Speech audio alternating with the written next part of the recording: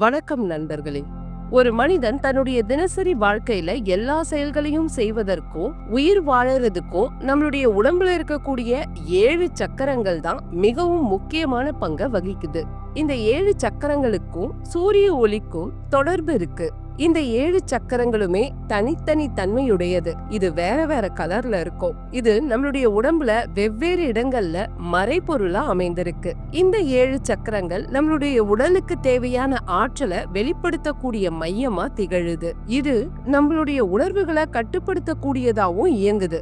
நம்ம உடம்புல இருக்கக்கூடிய 72,000 நாடிகளினுடைய பிராண சக்தியா இந்த 7 சக்கரங்கள் தான் இருக்கு.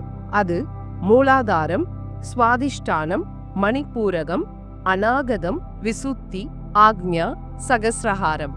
இந்த சக்கரங்கள் நம்மளுடைய உடம்புல பேலன்ஸ்டா இருந்ததுன்னா என்னென்ன மாதிரி நன்மைகள் நடக்கும், இம்பேலன்ஸ்டா போச்சுன்னா, எனர்ஜி லோ ஆச்சுன்னா நமக்குள்ள என்ன மாதிரியான பாதிப்புகள், நெகட்டிவ் இம்பாக்ட்ஸை ஏற்படுத்தும் அப்படிங்கறத இன்னைக்கு நாம இந்த வீடியோல பார்க்க போறோம். அதுக்கு முன்னாடி நீங்க இன்னும் நம்மளுடைய சிந்தனை செய் மனமே சேனலை சப்ஸ்கிரைப் பண்ணாம இருந்தீங்கன்னா சப்ஸ்கிரைப் பண்ணிக்கோங்க.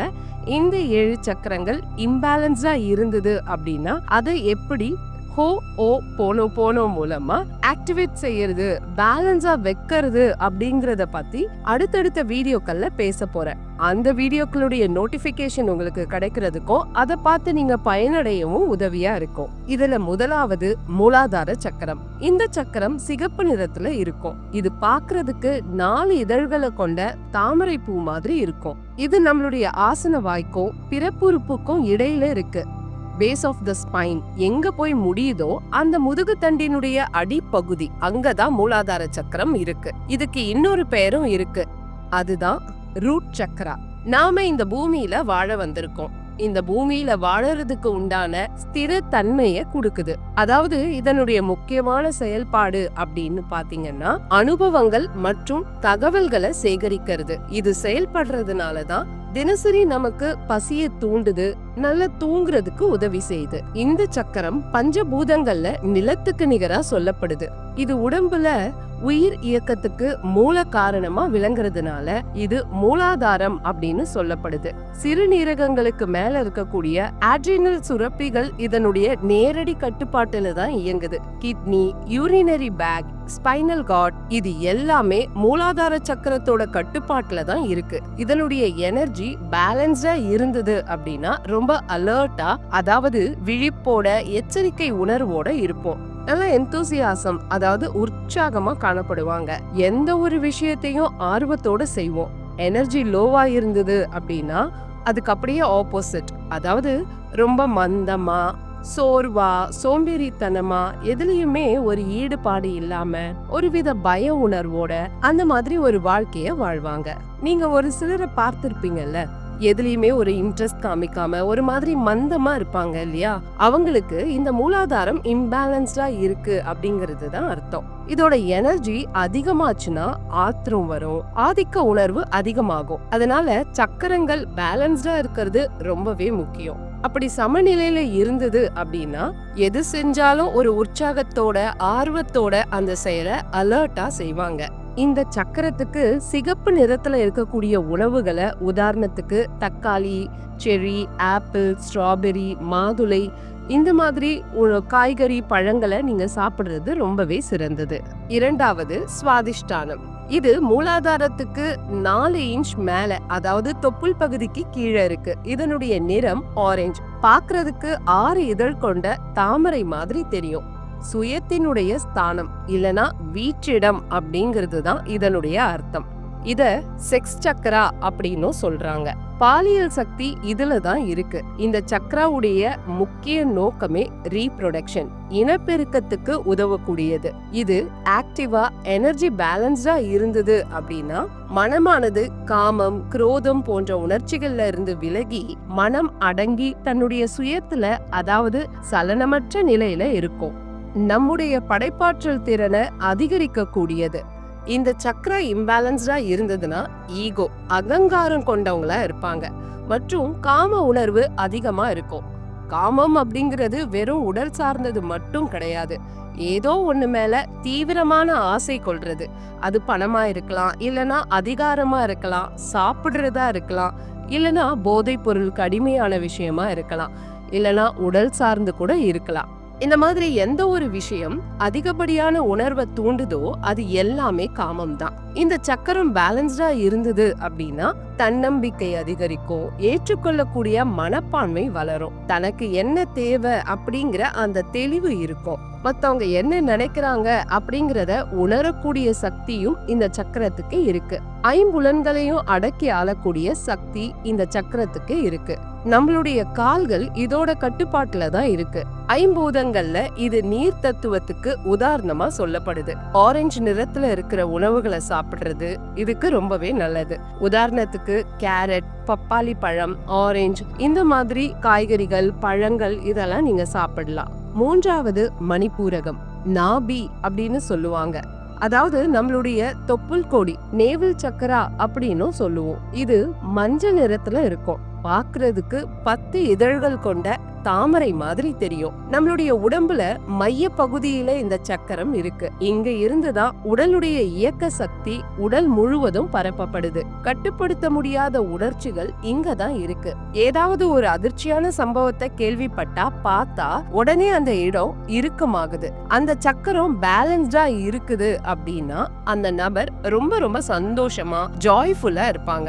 மத்தவங்களுக்கு நிறைய உதவி செய்யணும் அப்படிங்கிற அந்த குணமும் வந்திருக்கும். விநாயகர் இல்லனா லாஃபிங் புத்தா, சாண்டா கிளாஸ் இவங்க எல்லாருக்குமே பெரிய தொப்பை இருக்க மாதிரி காமிச்சிருப்பாங்க. ஏன்னா அவங்க எல்லாருமே ரொம்ப சந்தோஷமா இருக்கக்கூடியவங்க, அப்புறம் மத்தவங்களுக்கு கொடுக்கிற குணம் கொண்டவங்க. இதனுடைய எனர்ஜி லோ ஆச்சு அப்படின்னா நிறைய பொறாமை எண்ணங்கள் இல்லனா பேராசை இது எல்லாமே வரும். அது மட்டும் இல்லங்க, இந்த சக்கராவுடைய எனர்ஜி லோ ஆச்சுன்னா பொருளாதார நிலையிலயும் தடை ஏற்படும். இது பேலன்ஸ்டா இருந்தது அப்படின்னா சாப்பிடக்கூடிய உணவுகள் எளிதில் ஜீரணமாகும், உடல் ஆரோக்கியமா இருக்கும். கணையம்ங்கிற சுரப்பி இதனுடைய கட்டுப்பாட்டுல தான் செயல்படுது. மண்ணீரல், ஸ்டொமக், லிவர் அப்புறம் பித்தப்பை இந்த உறுப்புகள் எல்லாமே இந்த சக்கரத்தோட கட்டுப்பாட்டுல தான் இயங்குது.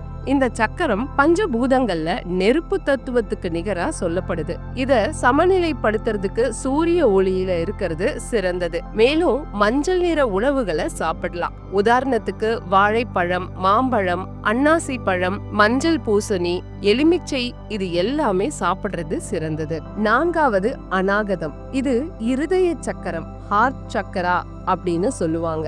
இது பச்சை நிறத்துல இருக்கும். பாக்குறதுக்கு 12 இதழ்களை கொண்ட தாமரை மாதிரி தெரியும். மார்பகத்தினுடைய மையத்துல இருக்கு. இது பேலன்ஸ்டா இருந்ததுன்னா அன்பு, இரக்கம், சகோதரத்துவம், விசுவாசம், பக்தி இந்த மாதிரி நல்ல இயல்புகளுடைய இருப்பிடமா இந்த சக்கரம் இருக்கு. அதே இதோட எனர்ஜி ரொம்ப லோவா இருக்கு அப்படின்னா ஒரு விதமான லோன்லினஸ், மத்தவங்கள ரொம்ப சுலபமா புண்படுத்துறது, ஒருவித வெறுப்பு, பயம் இது எல்லாமே இருக்கும். நீங்க பாத்தீங்கன்னா பயம் வரும்போது நெஞ்சு அப்படியே படபடக்குது இல்லையா? யார் மேலயோ வெறுப்பு காட்டும் போது அந்த இடத்துல ஒரு மாதிரியான இறுக்கம் வந்து ஏற்படுது. ஆனா அன்போடு நாம இருக்கும்போது நம்மளுடைய இதயம் அந்த பகுதி அப்படியே மெல்ல விரியறத நம்மால உணர முடியும். தைமஸ் சுரப்பி இதனுடைய கட்டுப்பாட்டுல தான் இயங்குது.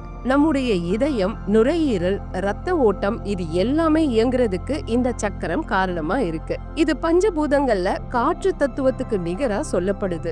இந்த சக்கரம் பேலன்ஸ்ட் ஆகுறதுக்கு நிறைய நேரம் இயற்கையோட நேரம் செலவிடுறது, பசுமை நிறைந்த விஷயங்களை பாக்குறது ரொம்ப நல்லது.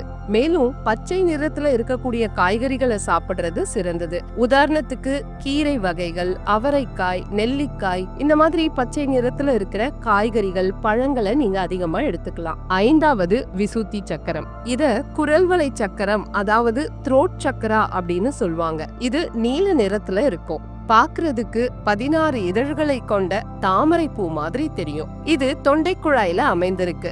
தைராய்டு சுரப்பி இதனுடைய கட்டுப்பாட்டுல தான் இயங்குது. நம்மளுடைய குரல் வலை, நாம சுவாசிக்கிற மூச்சு குழாய், நாம சாப்பிடுற உணவு குழாய், கைகள் இது எல்லாமே இந்த சக்கரத்தோட கட்டுப்பாட்டுல தான் இருக்கு. இந்த சக்கரத்தினுடைய முக்கியமான ஆற்றல் தீமைகளை தடுத்து நிறுத்துறது.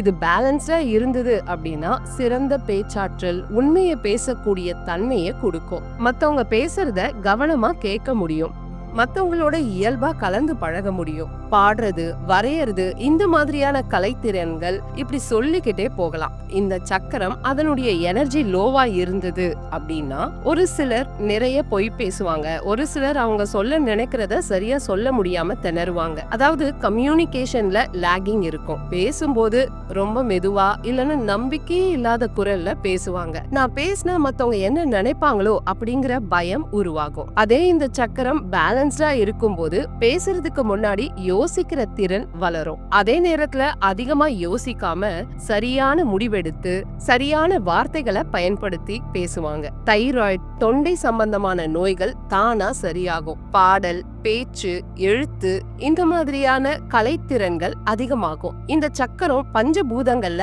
ஆகாய தத்துவத்துக்கு நிகரா சொல்லப்படுது. நீங்க தண்ணீரை அதிகமா குடிக்கலாம். தண்ணீர்ல கிடைக்கிற உணவு மீன், கடல் பாசி, நீல நிற பழங்கள், காய்கறிகள், உதாரணத்துக்கு ப்ளூபெர்ரி, கருநீல திராட்சை, இதெல்லாம் சாப்பிடலாம். தேன் தொண்டைய பாதுகாக்கும். இல்லைன்னா நீர்க்காய்கள், வெள்ளரிக்காய், தர்பூசணி, இந்த மாதிரி நீர்க்காய்களை நீங்க சாப்பிடலாம். ஆறாவது ஆக்ஞா சக்கரம். இது நெற்றிக்கண், தேர்ட் ஐ சக்ரா அப்படின்னு சொல்லுவாங்க. இது navy blue R deep indigo கலர்ல இருக்கும். இது பாக்குறதுக்கு 2 இதழ்களை கொண்ட தாமரை பூ மாதிரி இருக்கும். இது 2 புருவங்களுக்கு மத்தியில இருக்கு. இதனுடைய ஆற்றல் சீரா இயங்கினா அறிவு, ஞானம், தீர்க்க தரிசனம், உடனடி புரிதல், மனசாந்தி ஏற்படும். இதன் மூலமா தான் அந்த கற்பனா சக்தி, எந்த ஒரு விஷயத்தையும் உங்களால சுலபமா விஷுவலைஸ் பண்ணி பார்க்க முடியும். பிட்யூட்டரி சுரப்பி இதோட கட்டுப்பாட்டுல தான் இயங்குது. தண்டுவடம், மூளையினுடைய கீழ்ப்பகுதி, கண்கள், மூக்கு, காதுகள், இது எல்லாமே இந்த சக்கரத்தினுடைய ஆற்றலோட இணைஞ்சிருக்கு. இது இம்பேலன்ஸ்டா இருந்ததுன்னா நினைவாற்றல் குறையும். எளிதா விஷயங்களை மறந்து போயிடுவாங்க.